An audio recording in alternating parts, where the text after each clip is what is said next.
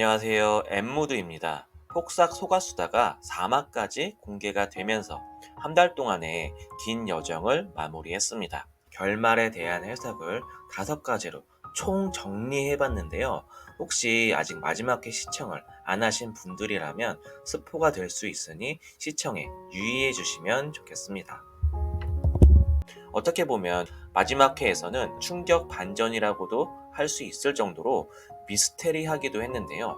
분명 애순 엄마로 등장했던 여메란 배우가 실제 헤란이라는 이름으로 다시 등장한 것은 시청자 입장에서는 전혀 예상하지 못한 전개였습니다. 이번 영상에서는 마지막 회에 숨겨진 의도에 대해 분석해 보려고 합니다. 첫 번째, 반지. 클로이 책상에 어릴 때 유채꽃밭에서 찍은 사진이 있었죠. 한 여자아이가 가족 여행으로 제주도에 와서는 반지를 줍는 장면이 등장하기도 했는데요. 반지를 찾은 장소가 바로 유채꽃밭. 놀랍게도 이 반지의 주인은 애순이었죠. 과거 애순이가 유채꽃밭에서 반지를 떨구는 장면이 있었잖아요. 어쨌든 반지를 주운 꼬마가 커서 엄마 손을 잡고 애순이가 있는 시장에 왔습니다. 손에는 꼬부기 스티커가 있었죠. 이 스티커를 보여주면서 그때 그 꼬마랑 같은 인물이란 걸 확인할 수 있었습니다. 둘째, 클로이라는 이름. 클로이는 바당꽃 편집자의 이름이었습니다. 정확한 풀네임은 클로이 H. 리. 바당꽃 편집자는 바로 애순의 엄마 전광래를 연기했던 염혜란 배우였죠. 이 대목에서 저를 포함해서 많은 분들이 전혀 예상치도 못한 충격을 받았을 것 같아요. 관식이 배를 팔고 애순이 어시장에서 장사할 때 손님으로 왔던 아이, 손에 꼬부기 스티커를 붙이고 있던 그 아이가 바로 클로이였습니다. 이 아이는 훗날 출판사 편집장이 되었고 애순이의 첫 시집을 출간해 준 것이죠. 편집장은 애순이 시집을 읽고 눈물을 흘렸는데요. 내용이 그렇게 좋냐는 직원의 물음에 자기는 왜 눈물이 나는지 잘 모르겠다고 했죠. 그리고 너무 장하다는 말을 했습니다. 마치 애순 엄마 광래가 다시 환생해서 애순이의 소원을 들어주는 듯한 그런 모습이라 마음이 정말 뭉클해지더라고요. 그런데 왜 이름이 클로이였을까? 이것저것 찾아보니 그리스어에서 유래한 영어 이름이라고 하더라고요. 클로이는 재생이라는 뜻의 이름입니다. 이 드라마가 봄, 여름, 가을, 겨울, 그리고 다시 봄으로 이어지잖아요. 겨울이 지나고 다시 봄이 된다는 그런 순환의 의미를 담고 있다고 봅니다. 애순이는 처음에는 출판사에서 연락 온 것을 믿지 않았죠. 은명이가 보이스 피싱이라고까지 했잖아요. 그 정도로 믿기지 않은 일이 클로이와의 인연 때문에 일어난 것이었죠.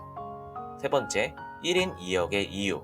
저는 이 드라마가 젊은 애순과 딸 금명이를 1인 2역으로 설정한 부분, 그리고 애순의 엄마 광래와 클로이 편집장을 같은 인물로 연기하게 한 게 분명 이유가 있다고 보거든요.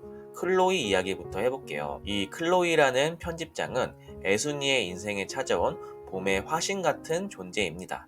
그녀는 애순의 시집을 보고 눈물을 흘리면서 장하다는 말을 했는데요. 왜 그랬을까? 물론 시가 너무나 감동적인 이유도 있겠죠.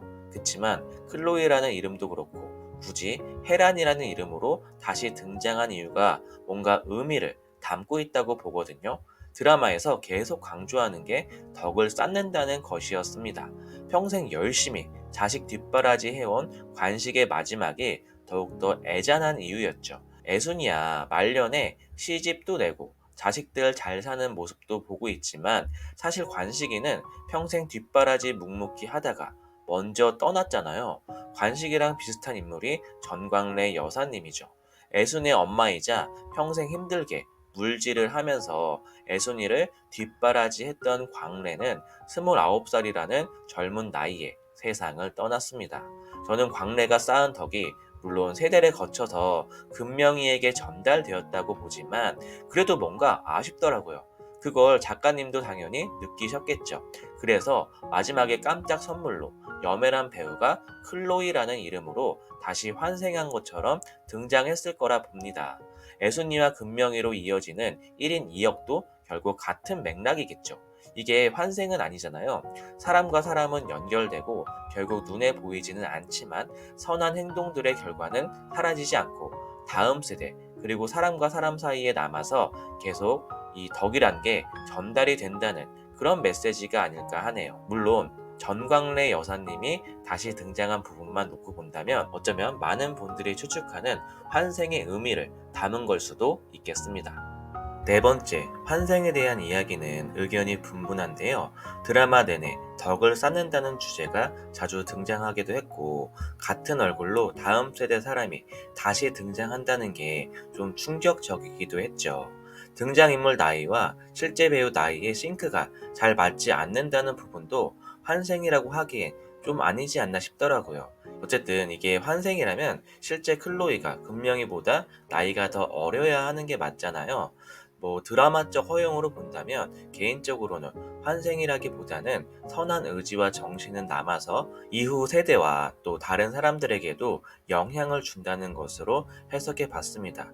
이 이야기는 다음 다섯째 이야기를 하면서 더 자세히 해보도록 하겠습니다. 다섯째, 애순의 시.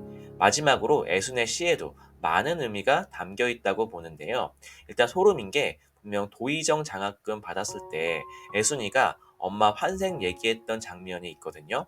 와, 떡밥들이 이렇게 정교하게 회수가 된다고? 너무 소름 돋게 놀랐습니다. 게다가 도의정 장학금에서 민옥이 까막 눈으로 나왔었는데 마지막 회에서 까막 눈이 시도 나왔죠.